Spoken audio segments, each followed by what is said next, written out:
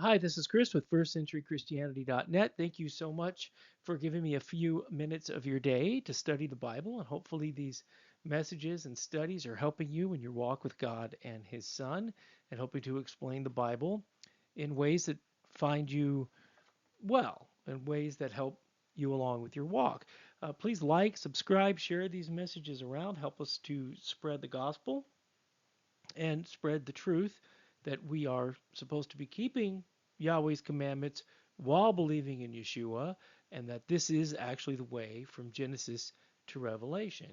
Today, I'm addressing one of the large hurdles for Christianity when it comes to embracing the entire Bible, which is the genocides of the Torah, the commandment that God gave to Moses and then subsequently to Joshua to cross over the Jordan and completely lay waste to the population of that land, man, women, children, um, animals, and everything.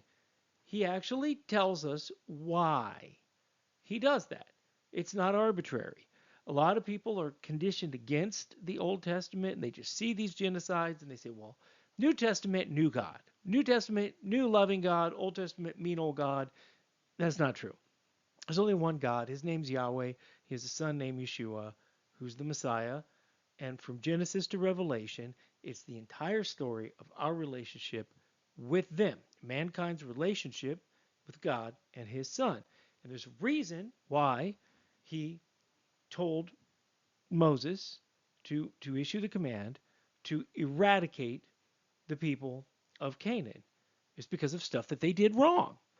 This also ties into the New Testament. It ties into our time today.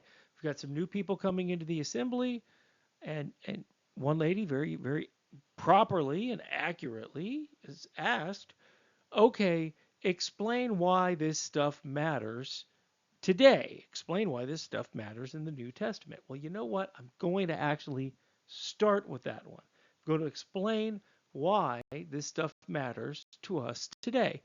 And it is a callback to a message I gave maybe a month ago, where it says how to know if you are born again. An alternate title for that message is how to be holy. And now in Leviticus 20:26 and two other places in Leviticus, Yahweh commands the Israelites, "You are to be holy to me, for I, Yahweh, am holy, and I've set you apart from the peoples to be mine." Peter calls back to this in 1 Peter 1:14-16. The numbers, the chapters, the verses, they didn't exist when the Bible was written. They were added 1,000 years later. Yes, 1,000 years later. When people in the New Testament reference the Old Testament, they do so by saying, "It is written, have you heard, don't you know?" Or they just randomly have a sentence that doesn't fit with the rest of what they're writing. And that sentence is a well known excerpt from a passage in the Tanakh, the Old Testament, that all their audience was expected to have memorized. We are supposed to know the Bible from Genesis to Malachi as well as we know from Matthew to Revelation. So when excuse me, when a New Testament author quotes the Old Testament, sometimes he will write because it is written, and sometimes he'll just quote the passage, and you're supposed to know it.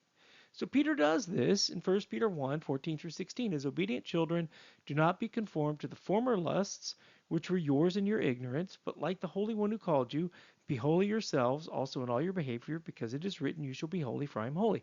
Peter was telling both Gentile and Jewish believer in Yeshua that we are to be holy as Yahweh himself is holy, which sounds preposterous.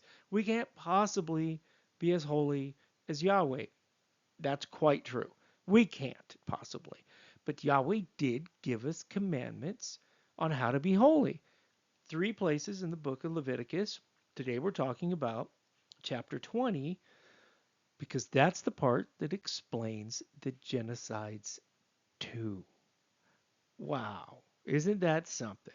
That we're supposed to be holy as Yahweh is holy, and in doing so, we prevent ourselves from um, falling into a horrible place where we would be eligible to be smoked.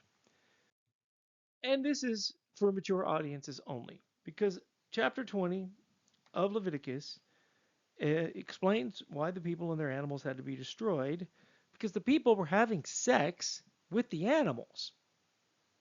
The chapter 20 of Leviticus explains proper sexual practices and the forbidden improper sexual practices. Things such as incest and homosexuality and bestiality and other things that we don't like to talk about. Yahweh expressly says not to do those things.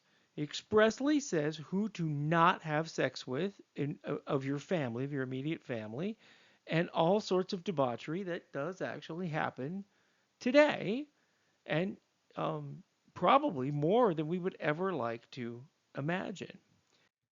And that's why he says all those people have to be destroyed.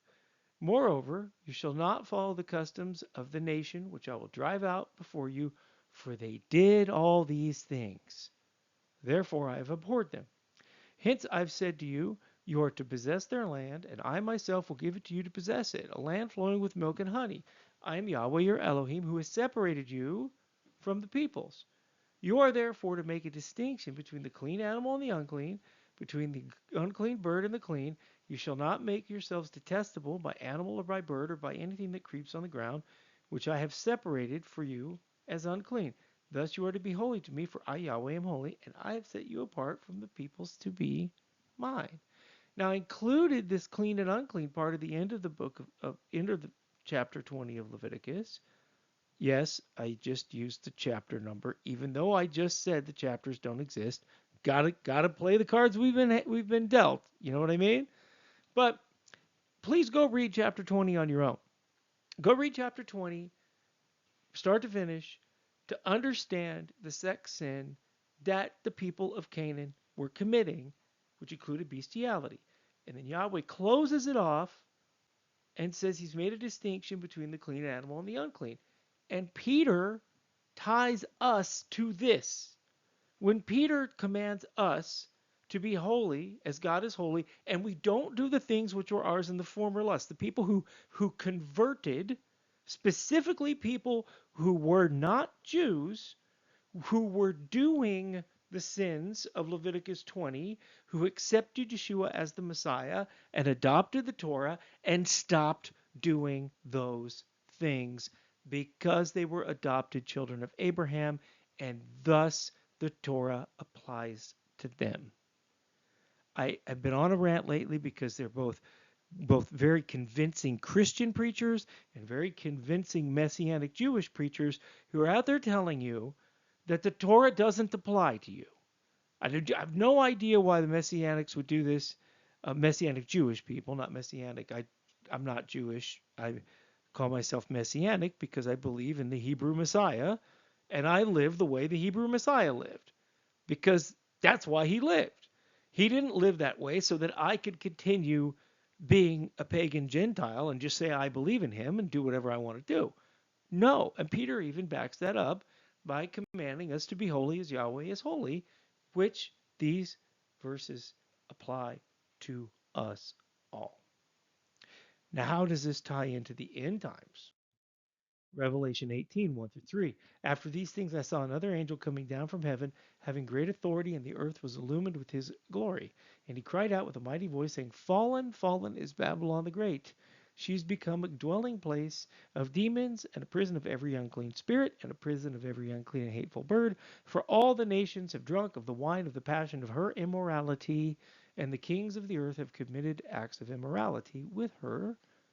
And the merchants of the earth have become rich by the wealth of her sensuality. So you understand that these forbidden things in Leviticus 20 are traits that Babylon, the harlot, has in the end of days.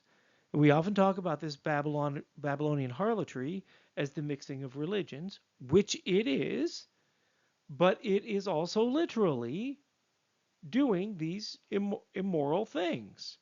And it is embracing unclean spirits, unclean birds. So the distinction of the unclean and the clean continue all the way through to the return of the Messiah. They were not done away with, and they are inextricably tied to these horrible sexual sins that the Canaanites committed, which required them to be eradicated. This may also be why Yahweh wanted the livestock killed when Saul was in Saul's first battle, when King Saul went and decided not to do it, and he was going to offer the sheep to Yahweh. Yahweh didn't want those sheep or livestock to be offered to him because they were probably defiled like this. The reason that he wanted that stuff destroyed is because he didn't want it to ever make it into his kingdom. And guess what? When the ultimate kingdom comes, when the Messiah returns and brings the New Jerusalem with him, and he sets up his his millennial kingdom, none of this stuff's going to be in there. And if you know what's good for you, you will study the entire Bible from Genesis to Revelation to understand how God wants you to live, to understand the way his son lived, and to do it. I want to thank you so much for listening. I want to thank you for supporting the ministry. May Yahweh bless you and keep you in the name of his son Yeshua. Please stop by the website, firstcenturychristianity.net. Please come visit us in Kansas City. And by the way, we're hosting Sukkot this year, so we hope all of you make the trek to come in to Kansas City and have a good time, have some good food, some good fellowship, 8 days of rejoicing before Yahweh this fall. Have a blessed week, and thanks for listening.